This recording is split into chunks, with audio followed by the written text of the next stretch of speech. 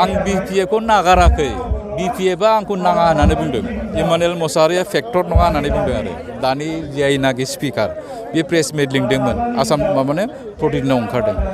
आरो बेखौहाय रिएक्सन होनानै बे जाहैबाय बे मानसिनि व्यक्तिगत मतामत नङा होननानै सेन्ट्रेल कमिटिनिफ्राय बै समाव बुंफिननाय जायाखिसै आरो बोसोरसेबो नाजाबाय थादोंमोन रिहन दैमारिया जे पार्टिनि जेनेरेल सेक्रेटारिया ओंखारलांबा बोरै जानांगौ होननानै आरो खिन्थु जोबनायाथ' बिदिनो जाहैबाय बेनिखायनो आंथ' UPP आव थांनो हाया बेनिखायनो आङो फर टाइम बिं आरो BJP आव थांनानै थाहैबाय बेनो आरो खोथाया दिनै नोंथाङा बेसेबांसो मानसि लानानै आंना जाहैबाय दिनै 25 जन आरो इसिबां जोंहा जयनिं प्रग्राम आङो BPF आव थांदोंब्लाबो आङो थांनाय बारावहाय BPF जों आंजों मानसि लांफायाखै बे जाहैबाय मोनसे टेम्परारि आरो लांफायाखै बे मानसिफ्रा BPF आवनो दङ आरो दिनै BPF खौनो खालामगोन बे हिसाबै आङो 25 जन जगदान खालामगोना जाहैबाय दिनै UPPL नि भाइस प्रेसिडेन्ट दङ जिल्लानि किसान मर्चानि सानै दङ उपसभापति बिदिनो आसुनिफ्राय बावैसो बिथांमोनखौ रिटायार लानाय बिथांमोना आंजों फैफादों आरो बे आरो ओमफ्राय जोंहा सासे डक्टराबो दुमनि डक्टराबो BPF आव जइन खालामगोन होननानै आंजों लोगोसे फैफादों 25 जन आरो बाद बाखि दिनै बिश्वजित दैमारिजों जमायै दासिम 20 जन मानसियाल' BJP हाबदों 20 जननि बिथोराव साब्रैखौ गारबोनानै बाद बाखि आंजों दिनै जगदान खालामनो फैदों आरो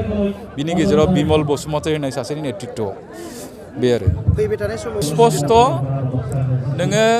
जोङो रायजोनि गेजेराव हाबदों आरो BPF आ आरोबाव सार्टिफिकेटथ' रावनिफ्रायबो नाङा 17 इयार्सआव हाग्रामा महिला जि मावदों जों जि धरनै मावबोदों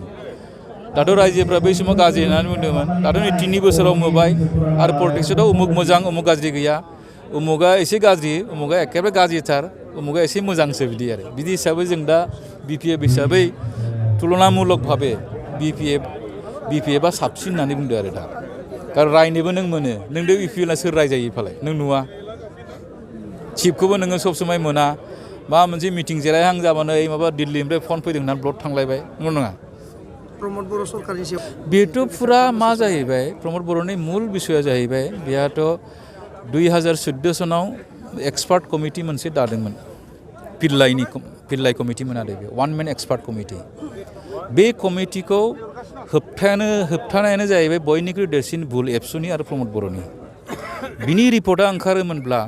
BTC आव मा उसुबिदा दं मा शर्टफल्सफोर दङ बेखौ मिट आप खालामनो थाखाय पिल्लाइ कमिटिया गावनो होम मिनिस्टार सेक्रेटारि होम हिसाबै आरो बै समाव एकर्डआव थादों हिसाबै आरो प्रेक्टिकेलि BTC सालायनायाव मा उसुबिदा मोन्दों बेखौ गासैबो सुस्रांजोबनानै मोनसे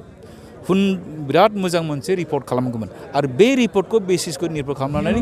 दिनै जुदि BTR एकर्डआ जायोमोनबा रावबो सोमावनो हालामोन नाथाय बेथ' संबिधाननि मोनसे रिकगनाइज बा एप्रुभेल BTRबो नङा बे जाहैबाय मेम'रेन्डाम मोनसे बे जाहैबाय मा होनना बुंनो थाङोबा बे मोनसे रिजलिउसन लिरनाय बे रोखोम आरो बेनिखायनो बिदियाव सोरखौ प्रेसार होनो बिलाय आरो बिनि कुनु एकर्ड इमप्लिमेन्टेसन आलोचनायावबो जों एजेन्ट माबाबो नुवा बे रोखोम आरो थांनाय मेनिफेस्ट'आव नोंथांनाव नायबानो जाबाय BTCनि समाव रेभिनिउ जेनेरेसन खालामदोंमोन 256 crore थांनाय मेनिफेस्ट'आव बुंदों जे जोङो 1 crore रेभिनिउ जेनेरेट खालामनो थाखाय नाजागोन अबा बेल' नङा जोङो बोसोरसेनि उनाव लेन्ड पलिसि बानायगोन आरो 2019 नि आसामाव लेन्ड पलिसि सोलिगासिनो दं नंगौना नङा नों BTR हिसाबै नों दासो लेन्ड पलिसि बानायनो नागिरदों बे खोथा सोंनाय फैयो आरो जों बेखौ नायनानै बे गावनि माथाखौ बाहायाखै गुबुना जाय डिक्टेसन होदों बेखौसो मावबाय थादों अब्लाथ' बियो एजेन्ट हिसाबै मावदों आरो बियो बिथांजों कन्टेक्टआव दा गैया आरो बिथांनि मतामतखौबो जोंनि निउस मिडियायाव आं नुवाखै वान साइड प्ले खालामगासिनो दं बिथांनिफ्राय रिएक्सन जुदि मेडिया लायोमोनबा जों बुंनो हागौमोन आरो दा बेनिखायनो बिथांनि